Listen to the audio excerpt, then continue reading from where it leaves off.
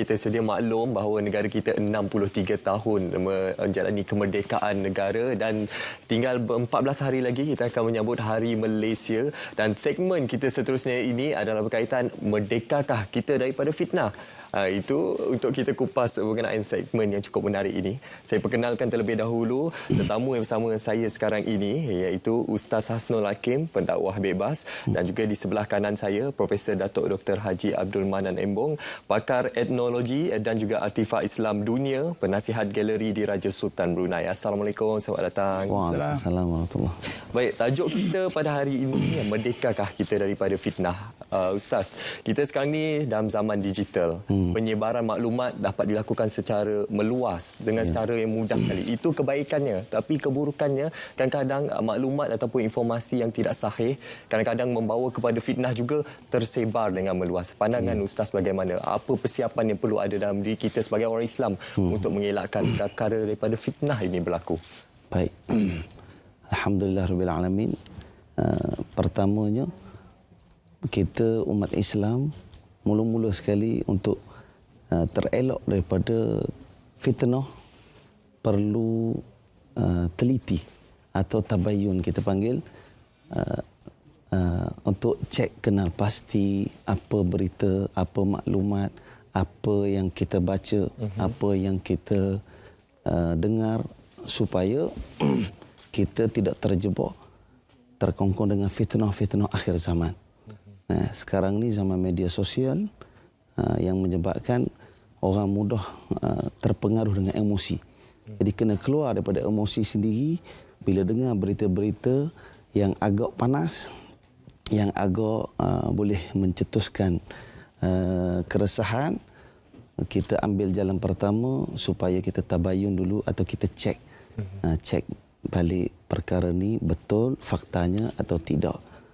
Kalau tidak, kita termasuk orang yang terjebak dengan fitnah, menyebarkan fitnah dan menyebabkan kerosakan yang besar kepada umat Islam.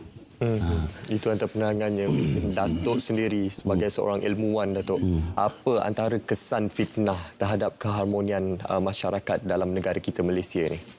Jadi masalah fitnah ni di sudut saya sendirilah. Sebab kita ni dia di bawah penyelidikan dan kita buat pameran-pameran berunsur Islam lah. Jadi dah kita bermula daripada tahun 86 dan sampai sekarang. Yang jadi masalahnya apabila kita buat pameran ni berkenaan dengan artifak-artifak peninggalan Rasulullah. Jadi banyaklah ni fitnah-fitnah yang kita ada. Jadi untuk mengelakkan daripada masalah ni, sebab kita hari ni dia ada 3 peringkat. Satu peringkat bahagian ulama-ulama ni kan. Satu peringkat daripada apa ni, pihak ni ilmuwan. Jadi satu peringkat lagi di pihak orang-orang awam ni lah. Jadi untuk menentukan, kalau kita tengok lagi dari segi ulama ni, barang-barang peninggalan Rasulullah ni dia perlukan apa ni, sanad. Sanad daripada keturunan daripada Rasulullah sehingga sampai akhirnya. Jadi kalau dia dari segi pihak ilmuwan ni, dia perlukan kepada sertifikat CJ pengesahan daripada museum yang bertanggungjawab tu. Jadi dua benda tu melibatkan benda ni sudah jadi kontroversi lah. Jadi untuk mengelakkan daripada benda ni, jadi bagi pihak kita sebagai apa ni, penyelidik, pakar untuk menyelidik barang-barang ni, kita tidak pegang lagi daripada sanad yang macam mana, sanad yang ada. Sanad ni sanad daripada jubah Rasulullah, daripada serban Rasulullah, dia ada sanad dia. Jadi kita bukan tidak boleh pegang, kita boleh pegang. Cuma tinggal lagi sanad ni sebenarnya dia akan putus. Daripada Rasulullah, misal daripada Rasulullah kepada Abu Bakar, Abu Bakar kepada anak dia, cucu dia. Habis tu daripada cucu dia tu terlepas kepada orang lain. Ada putus di situ. serupa juga macam sijil. Baik. Dikeluarkan sijil ni, setiap satu barang dikeluarkan sijil berpandukan kepada sanak. Nampak Gitu. sijil itu merupakan satu pengesahan. Sama Pengesahan. juga dengan apa-apa maklumat yang kita sebarkan, informasi yang kita sebarkan perlu mempunyai kesahihan dan juga kepastian yang betul. Jadi macam Ustaz sendiri, kita sekarang ini dah 63 tahun merdeka. Dan apa antara saranan Ustaz terhadap kesan-kesan fitnah ini dan juga apa sebenarnya nilai kemerdekaan kita sebagai orang Islam menurut agama Islam? Ya, baik. Baik, sepatutnya kita bebas. Jiwa kita, hati kita, akal kita bebas daripada kokongan fitnah. Merdeka kita, maksud merdeka ni kita tidak terkongkong dengan salah faham, dengan salah maklumat, dengan perkara-perkara yang negatif. Sebagaimana ayahanda sebut tadi tentang apatah lagi tentang Rasulullah sallallahu alaihi wasallam, ramai yang salah faham, ramai yang menganggap ini Rasulullah sudah tak ada, barang-barang Rasulullah susah nak dapat, tak mungkin ada, hilang, banyak ada yang tipu, tak mungkin. Perkara yang melibatkan tentang Rasulullah sallallahu alaihi wasallam, kami ni buat benda yang menipu atau benda yang main-main, benda yang tak patut. Jadi fitnah sama juga dengan perkara lain. Ni kita letak benda besar Rasulullah. Perkara-perkara lain dalam hidup masyarakat kita, jiran tetangga pun sama, kita kena ambil cana. Perkara ni nak lepas daripada fitnah, kena sangka baik. Banyakkan sangka baik, insya-Allah Allah akan beri petunjuk yang jelas. Setiap berita yang kita dengar, setiap apa yang kita maklumat kita dapat, kita bersangka baik dulu dan kita cari teliti, perhalusi apa sebenarnya yang berlaku, dan insya-Allah Allah akan beri jawapan dan kita tenang daripada segala fitnah. Kalau tidak, kita masyarakat akan pecah. Pecah, bergaduh sana, bergaduh sini, masuk perang dunia, perang apa, sebab fitnah aja. Sebab perkara kecil je. Ya, betul. Itu antara nilai sebenar yang perlu kita fahami sekarang ini untuk kita mengelakkan fitnah daripada berluasa dalam masyarakat kita. Baik, sekarang ini kita dari tadi menyentuh berkenaan dengan kepribadian Rasulullah SAW, dan di hadapan kita sekarang ini mungkin Datuk boleh terangkan apa sebenarnya yang istimewa berada di hadapan kita sekarang ini. Yang berada dalam kita ini adalah rambut Rasulullah. Rambut Rasulullah. Masya Allah. Ini merupakan rambut Rasulullah sallallahu alaihi wasallam, satu perkara yang cukup membanggakan kita. Dan yang sebelah ni? Yang sebelah ni adalah tanah makam. Tanah makam Rasulullah sallallahu alaihi wasallam. Jadi dari segi aspek ni juga, saya nak terang sikit di sini.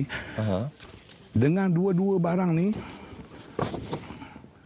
ini dah menunjukkan barang ni adalah barang yang asli. Tetapi kita sebagai pakar penyelidik, kita tidak berpegang lagi pada ni dua. Kita masih lagi buat satu penyelidikan berkenaan dengan rambut. Rambut ni bila kita nak mengesahkan rambut ni, dah kita buat penyelidikan di London. Bermakna kalau rambut kita sekarang ni ada 17 elemen terkandung. Tetapi dalam rambut Rasulullah, dia kosong. Dia ada satu gerah cahaya je. Jadi yang kedua, untuk nak menentukan dia daripada segi usia dia. Usia kita dah dapat result dia daripada antara 1370 hingga 1765 tahun.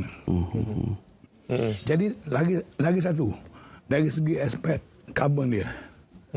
Karbon dia tu bermakna di mana? Sebab kalau keluarnya karbon tu terletak di India, kita tidak sahih. Tapi karbon yang terlekat tu dia ada di Madinah. Di Madinah. Semua. Jadi 80% kita boleh pegang daripada sanak dan sertifikat. Sebab sertifikat yang dikeluarkan oleh Maison ni berpandu kepada sanak, bukan berpandu kepada kajian. Sebab setiap barang Rasulullah dia semua ada gelombang. Pegang, pegang. Pegang ni je. Pegang, okey. Setiap barang Rasulullah. kalau kita tok sini mana ada. Tak ada gelombang. Tidak ada gelombang. Maksudnya kalau kita pegang ni baru Sebab kita dalam dapat rasa gelombangnya. gelombang dia adalah gelombang cahaya je. Aha. Itu kalau siapa keistimewaan. yang pegang. Jadi sekarang ni Datuk, saya difahamkan ada satu pameran yang akan dilaksanakan iaitu berkenaan khazanah peninggalan Rasulullah SAW. Mungkin boleh terangkan kepada penonton sekarang ini dan kenapa penonton perlu hadir. Jangan lepaskan peluang terhadap pameran yang akan diadakan ni. Yalah, insya-Allah kita akan adakan di pameran ni artifak Rasulullah yang belum pernah kita pamer. Sebabnya kita dah di Malaysia ni dah kita semua dah buat pameran ni di Brunei, di Singapura, di Thailand. Jadi hari ni ada 3 barang yang kelainan daripada yang kita pamerkan. Kita buat di di Ustaz di Madrasah Darul Ulum. Mustafa di Sungai Buloh. Bila Datuk? 5 dan 6. 5 dan 6. Hari bulan kita Esok. esok lah. Jadi kita jemputlah yang hadir. Tidak ada bayaran apa-apa, percuma aja.